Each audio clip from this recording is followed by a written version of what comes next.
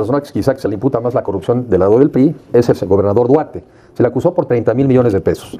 La cancelación del Naim está entre 10 y 16 Duartes. Dos Bocas son más o menos algo así como 7 Duartes. El Tren Maya, 13 Duartes. El desperdicio de Pemex, 70 Duartes. Entonces, si alguien no puede hablar de corrupción, tampoco es este gobierno. ¿Qué tal que a ese tema le entramos y pensamos hacia adelante qué tenemos que hacer bien? Porque en materia de corrupción todos hemos fallado, pero absolutamente Morena, que además era el tema principal de entrada en el gobierno. ¿Le entramos, Gabriela? Le entramos, por supuesto, sí. Adelante. Yo tengo muy claro, y ahí sí, como dice el presidente López Obrador, no somos iguales. Gracias a Dios. Tú estás hablando, Enrique, de los Duartes que también, en lugar de dar quimioterapias, le daban agua a los niños.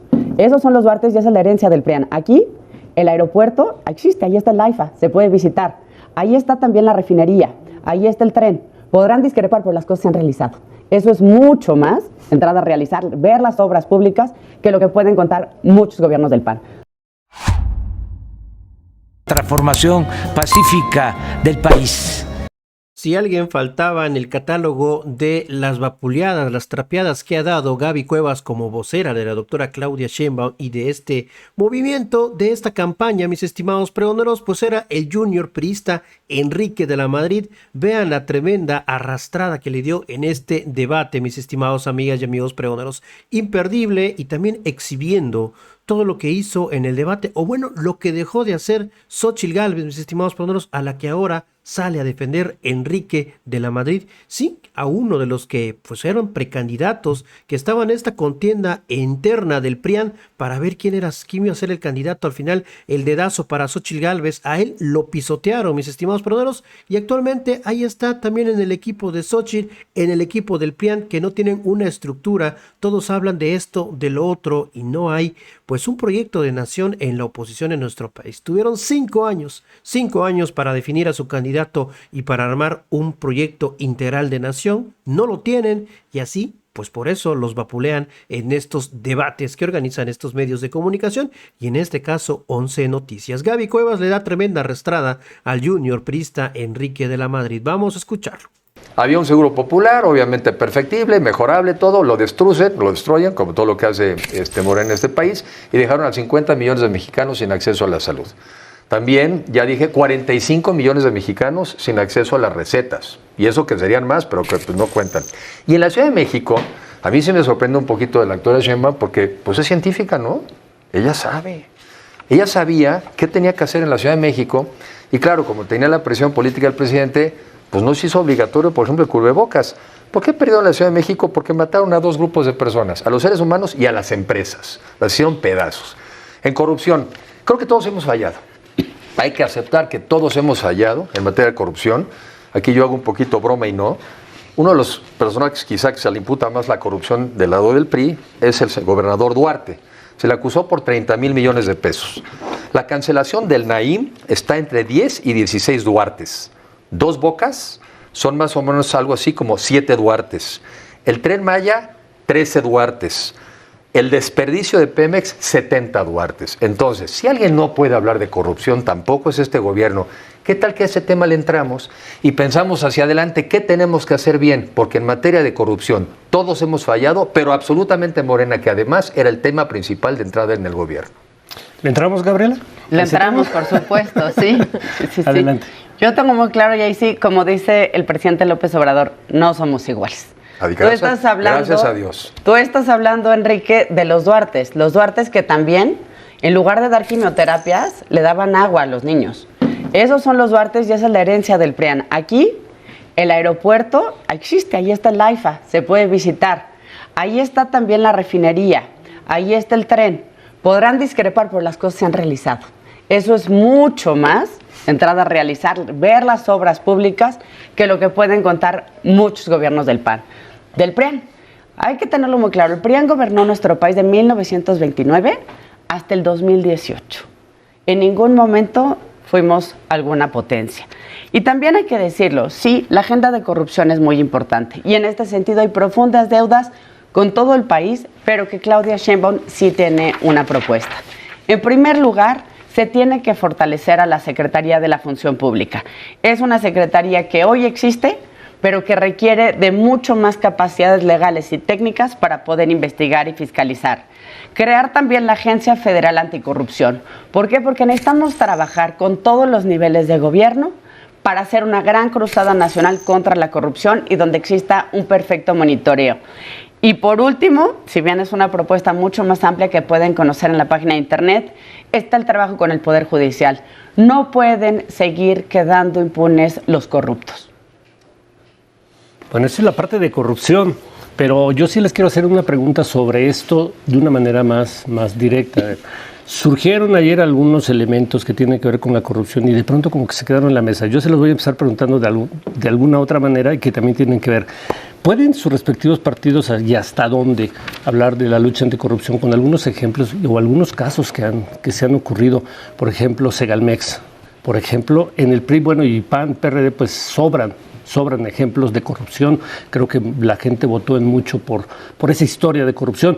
En el caso del Movimiento Ciudadano, el gobernador de Nuevo León tiene acusaciones de corrupción también muy serias. ¿Con qué ejemplo pueden predicar y hablar de lucha anticorrupción con los cuestionamientos que la gente comenta en la calle? A ver, perdón, yo por eso digo, a ver, en este tema todos hemos fallado. Y la verdad es que, pues, ¿por qué no decirlo? Hay corruptos y habemos gente también honorable. Pero nos ha fallado. Evidentemente el sistema que hemos generado no es el óptimo. Y creo que tenemos que concentrarnos en temas relevantes. Muchos temas de la corrupción están en los grandes contratos. Bueno, pues vamos a meterle mundo digital, vamos a meterle algo que sea más transparente, vamos a privilegiar sobre todo, todos debemos de trabajar más en las licitaciones públicas y menos en las adjudicaciones, que haya más transparencia, que le podamos dar seguimiento desde, oye, esta obra se está concursando, quién está concursando, quiénes son, cuántos años llevan como una empresa, que no se inventó ayer, que no sea de familiares, tiene que haber más transparencia hasta el final. Y después, ¿qué está pasando con la obra? No puede haber obras ahorita que iban a empezar Dos Bocas en $8,000 millones y van en 20,000, porque mira, la incompetencia también es corrupción. O sea, es tan dañino un incompetente como un corrupto. Y la incompetencia es corrupción. Ahora, otro tipo de corrupción, pues también la que sufre el ciudadano todos los días. Y ahí también cabe el mundo digital. Que sean trámites donde se mete el mundo digital y se sacan las manos. Pongámonos de acuerdo en eso. No lo hemos hecho bien nadie. Simplemente digo que tampoco este gobierno. Y era justamente la bandera. Pero vamos para adelante, pongámonos de acuerdo, porque sí es ofensivo. No hay nada más ofensivo que un servidor público que tendría que estar haciendo el bien y se está llevando la lana de los mexicanos. Enrique, permíteme repreguntarte. Dicen que el buen juez por su casa empieza. Sí. Ayer la candidata Xóchitl Gálvez, ante el cuestionamiento de sus declaraciones patrimoniales y esta casa que donó o no donó, aún no lo sabemos, está ahí muy ambiguo el tema, no lo respondió al 100%. Transparentar sí, pero también las propiedades, la situación patrimonial de la candidata que los representa. A ver, la de todos, pero también, mira, yo he sido servidor público muchísimos años y también es muy frustrante que quizá los que lo hemos sido, bueno, no te decía yo cuando hago mis declaraciones patrimoniales, bueno, que cuadren hasta los centavitos. Los bribones no pasan por ahí. Los bribones siempre están nombres. Por ejemplo, ahorita hay una que tiene una sobrina en Veracruz y de repente pagan en efectivo. Necesitamos hacer algo más inteligente que lo que hemos hecho porque no ha servido. Sí, tenemos que transparentar. Y la otra, la riqueza no se oculta, caray. El que roba es para que se enseñe. Entonces también tiene que haber una especie de seguimiento de signos evidentes de riqueza y que el gobierno los siga de oficio. Siempre salen los bribones diciendo, pues que me denuncien. No, si son ladrones, no son tarados. Tenemos que ser los ciudadanos también quienes estemos aportando pruebas y el gobierno tiene que investigar. No podemos seguir con este descaro de tantos servidores públicos, de tantos partidos políticos y empresarios, porque la corrupción, perdóname, no nada más son los políticos, con alguien hacen el negocio. Yo por eso digo, en esta todos hemos fallado, trabajemos con inteligencia porque es algo que absolutamente ofende. Sí, transparentes, pero transparentes todos. Y sobre todo, sí, hay que criticar a los corruptos porque todo el mundo sabe quiénes son. Todo el mundo sabe quiénes son. Dice Enrique de la Madrid que en ese sentido pues es el PRI, PAN, PRD, que son iguales, o sea, que todos le deben a la sociedad. Y ayer en el debate hubo dos momentos donde se habló de responsabilidades que de una u otra manera tienen que ver con corrupción. que no fueron muy respondidas, o hay cuestionamientos hacia Claudia, que, bueno, pues es la caída del metro, y se señala que es por falta de mantenimiento. Esa parte no quedó clara. ¿Son iguales? ¿Es igual Evidentemente somos Morena muy que el PRI en el diferentes. combate a la corrupción? Somos como muy dice Enrique. distintos, somos muy distintos. Y de entrada hay que decirlo con todas sus letras. Ayer vimos a una Xóchitl en calidad de buitre, que decidió ir a buscar a familiares de las víctimas y utilizarlos como tema electoral en un debate. Víctimas a los que ella nunca ni había visitado, ni había visto, ni había abogado por ellos. No existen récords en el historial de Xóchitl de preocuparse por las víctimas. Ayer decidió utilizarlos. Y yo creo que hay dos partes muy importantes y que demuestran por qué no somos iguales. En cada uno de estos casos se han hecho investigaciones. El tiempo no me permite desarrollarlas a fondo, pero pueden encontrarlo. Claudia lo ha contestado en numerosas entrevistas con mucho detalle.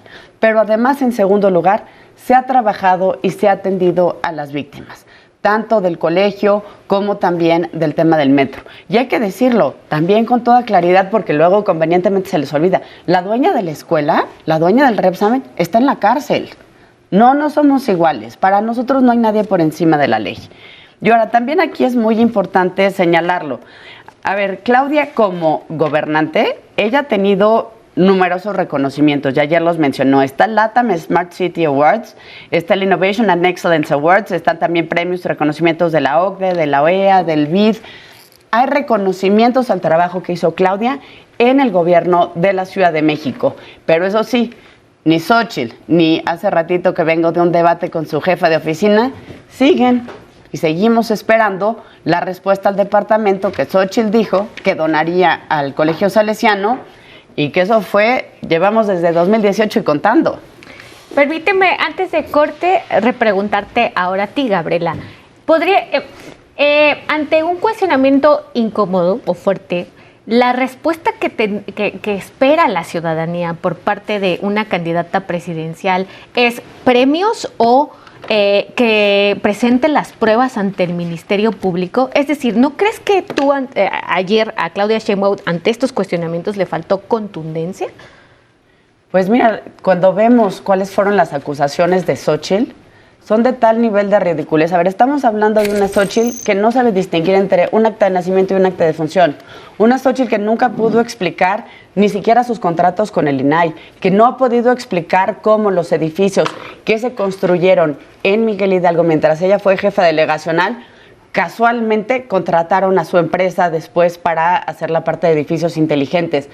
Esta Xóchitl es la que está tratando de repartir lodo por todos lados. Lo vemos en la compra de bots, lo vemos en toda esta parte de difamaciones, en los videos que quieren circular por WhatsApp. Esa es la parte donde uno tiene que escoger como político. Vas a usar tu tiempo de un debate para engancharte en acusaciones infundadas de una Xóchitl Gálvez, que todos la vimos, completamente desesperada. A ver, Xóchitl no se capacitó, o bueno, igual y así es, pero ella no demostró ningún interés por la sustancia de un momento tan importante para la democracia mexicana como es el contraste en las ideas de quienes compiten por la presidencia de nuestro país. Y como eso lo vemos con muchísimos ejemplos. A ver, Xóchitl ni le importa la salud porque nos dejó bailando a los habitantes de Miguel Hidalgo con la clínica de segundo nivel que prometió en 2015.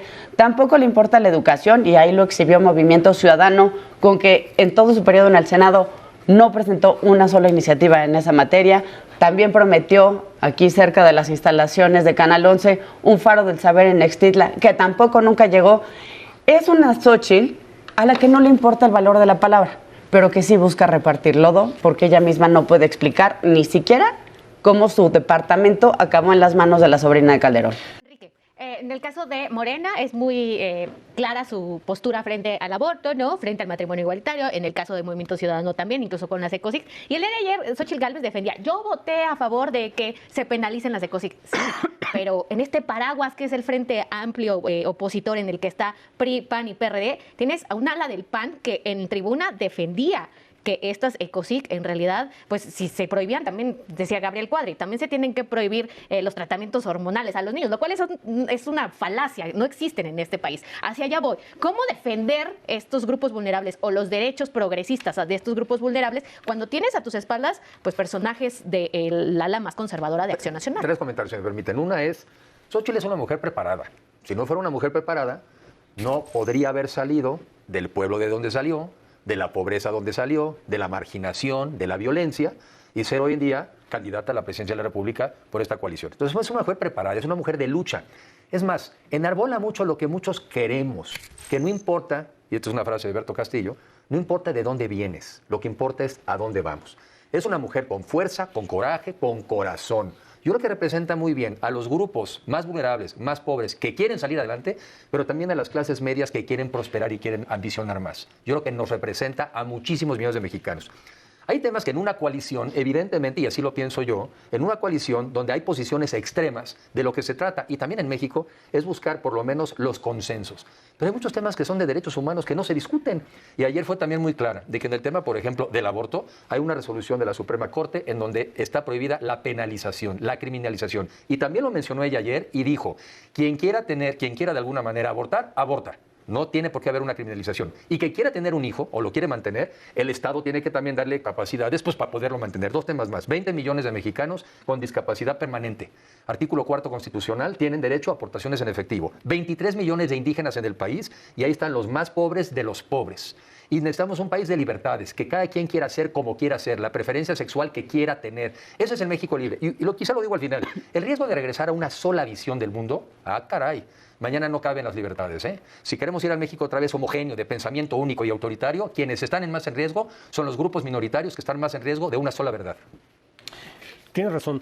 Yo solamente quisiera hacer un señalamiento. ¿Cómo le hacen en una alianza que pues en todos lados se considera contra natura? Enrique PRI, Falso. PAN, PRD, han tenido históricamente posiciones encontradas. El PRI, tu partido, Salinas de Gortari decía ni los veo ni los oigo. Las Ya pasaron concertaciones. 30 años, ¿no? O sea, ¿puedo? Pero las culturas no se borran de la No, noche a la pero a ver, mañana, mira. porque si borráramos las culturas de la noche a la mañana, pues entonces tendríamos que borrar a los personajes de entrada. Porque ¿Cómo le hacen ¿puedo para contestar? Porque, eso? pues, yo lo Sí. vivo. Porque al final del día, lo importante, una vez en un aeropuerto alguien le dijo, bueno, el chiste es que coincidamos en la mayoría, y me dijo una persona, no, Enrique, lo importante es que coincidan en lo fundamental. Y yo creo que en lo fundamental que coincidimos es que queremos este México de oportunidades. Repito, no importa dónde naciste, a dónde vamos. Un México donde hay una economía vibrante, donde la economía genere oportunidades de empleo, donde los mexicanos podamos tener un empleo digno y bien pagado, donde podamos vivir en libertad, donde tengamos acceso a servicios de salud, donde sea una educación de calidad, donde sea un México seguro, donde sea un México justo. Pues ya voy al 80% del consenso. Y lo demás, que cada quien viva a su viento, como quiera. Queremos un país libre. Y por eso sí, las plataformas tienen que de alguna manera decir, y así lo propondría uno, dejemos los extremos a un lado y se respetan, pero vamos a proponer aquello en el que coincidimos. Que no es así una familia, que no es así un país. Yo les propongo, tenemos ya prácticamente el tiempo encima. Bueno, yo tenía una bolsita ahí de tiempo pendiente. Venga, Sí. tienes toda la razón. Sí, yo creo que aquí hay varias reflexiones que caben a partir de todas las preguntas que le hicieron a Laura y Enrique. Y la primera sí es qué tipo de México queremos. Y el día de ayer tuvimos la oportunidad de contrastar estas visiones del México que podemos decidir el día 2 de junio. Para muchos, sobre todo para los más jóvenes, es difícil imaginar un México en el que nuestro voto no cuente. Pero la realidad es que muchas generaciones sí lo vivieron así. La democracia en México existe a pesar del PRI.